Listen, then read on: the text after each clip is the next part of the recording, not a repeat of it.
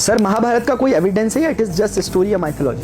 बेटे मैथ्स पढ़ रहे हैं तो कैलकुलेशन के थ्रू चीजों को समझते हैं। महाभारत के युद्ध में 18 अक्षौणी सेनाओं ने पार्टिसिपेट किया था, जिनमें 11 अक्षौणी सेनाएं कौरवों की तरफ से और बाकी बची 7 अक्षौणी सेनाएं पांडवों की तरफ से लड़ रही थी।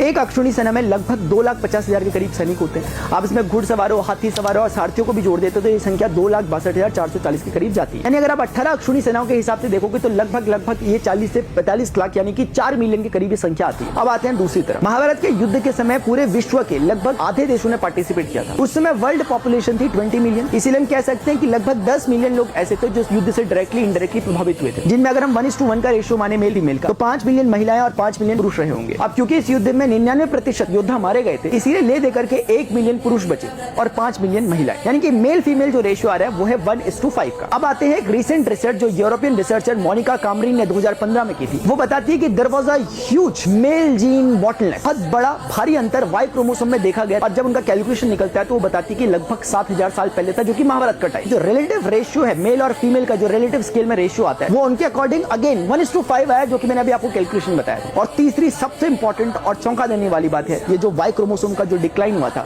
वो सबसे ज्यादा जो प्रभाव पड़ा था जिस रीजन पे पड़ा था वो था इंडियन सब कॉन्टिनेंट, भारतीय उपमहाद्वीप। अब आप खुद डिसाइड करें कि क्या महाभारत एक माइथोलॉजी है या रियलिटी।